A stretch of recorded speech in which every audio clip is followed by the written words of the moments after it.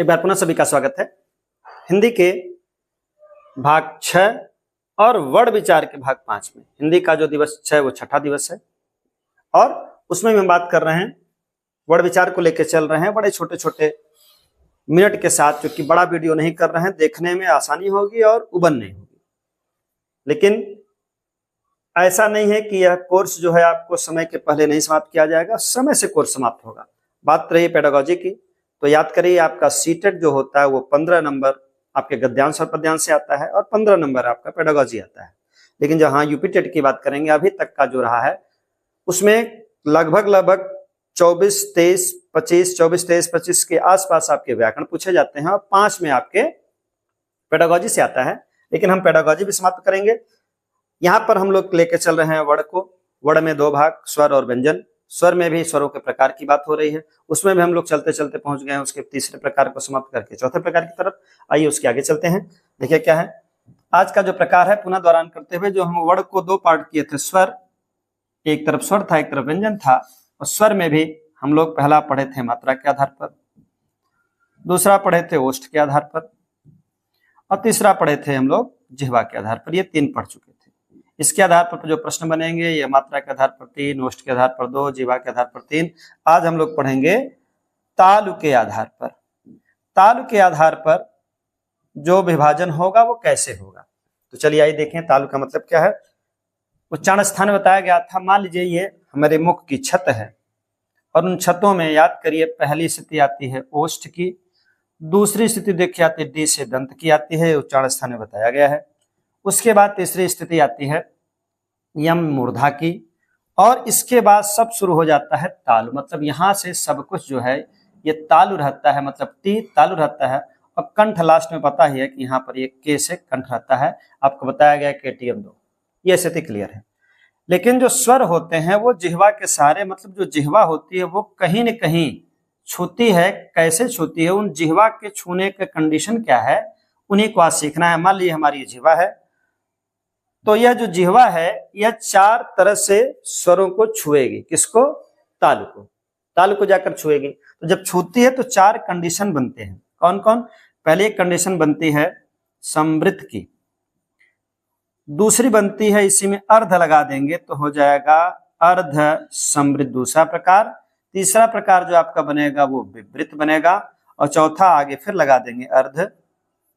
संस्कृत में वही ईशत वाली हाल है। देखिए पहला प्रकार, ये दूसरा प्रकार, ये तीसरा प्रकार और ये चौथा प्रकार।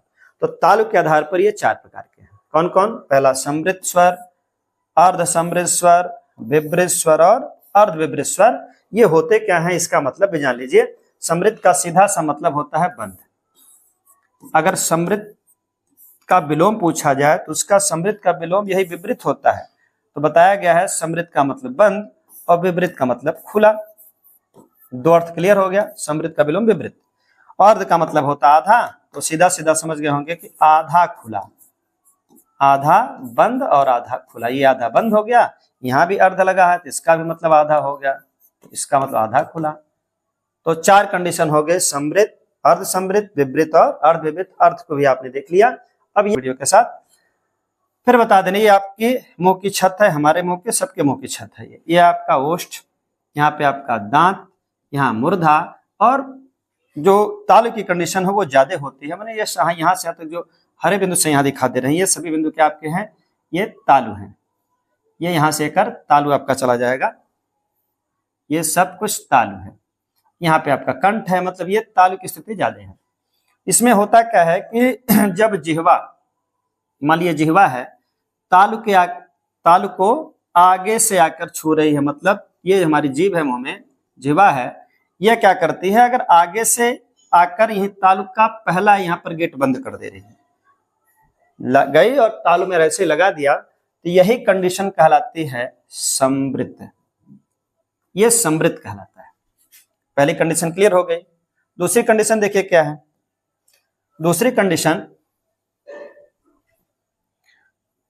अब दूसरी कंडीशन समझा जाए। दूसरी कंडीशन क्या है, फिर मान लीजिए आपकी ये छत है, मुंह की, घर की छत नहीं मुंह की छत है, और यहां से अब की बार देखिए पहली बार जीभ जो आगे से बंद करते हैं तालु को, अब की यह जीभ चूंकि बंद करने का मतलब जीभ जो है पीछे से, लगाकर ये यहाँ पर जीभ सटाई, मतलब जीभ तो है ही, यहीं से जो जीभ का निर्माण है यहीं से ऐसे कर दिया, मतलब हमारी जो जीवा है ये कुछ ऐसे आ गई, मतलब ऐसा लग रहा है कि ये पीछे से बंद कर दी है।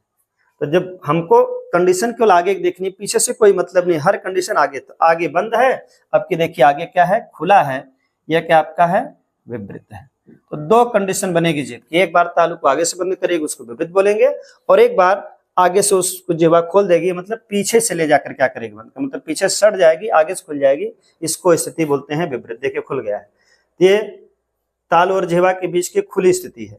यहाँ पर देखिए तालु और जीवा के बीच की बंद स्थिति, दो स्थिति आप जानकर, एक बार है आधा आधा, आधा आधा क्या है देखिए, फिर देखिए ये छत है, और जिह्वा कभी काल क्या होती है, जब कुछ स्वरों को बोलेंगे तो जिह्वा की कंडीशन ऐसे बनेगी, मतलब ये बीच में टच हो जाएगा, देखिए न बंद है न खुला है, आधा बंद भी है आधा खुला भी है, देखिए आधा बंद आधा खुला, आधा बंद आधा खुला, अर्ध समृद्ध। फिर बताए थे तीसरी कंडीशन होती है विपरीत, कंडीशन दो ही होती है, दो बार आधा आधा कर देते हैं, अर्ध।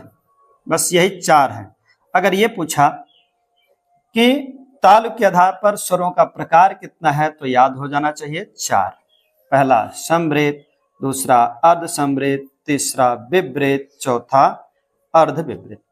याद कैसे करेंगे, समझ गए, आगे से तालु जो है जीवा जाके तालु जीवा टच कर रही है, मैंने आगे से बंद हो गया तो वो समृद्ध, और आगे अगर खुल गया तो विपरीत, उसके बाद बीच की कंडीशन आधा आधा, वो सब जाने की जरूरत नहीं है, सीधे सीधे प्रश्न में हमको उत्तर क्या लगाना, वहां इस पर पीएचडी नहीं करनी है, आपको केवल प्रश्न लगा के आना है कि हमारा उत्तर न गलत हो, बस इतने से मतलब है। चलिए इसके लिए देखिए याद करिए, क्या आपको याद करना है, एक लाइन बड़े आसान से बड़े आसान भाषा में, सुखी ऋषि हूं, सुखी ऋषि हूं, ऋषि जो है वो सुखी हैं, तो ऋषि सुखी हूं, कोई ऋषि हूं करे भैया हम सुखी ऋषि हूं, और क्या हमको है, वेदों का शौक है, बस इतना है, वेदों का शौक है, सुखी ऋषि हूं, वेदों का शौक है।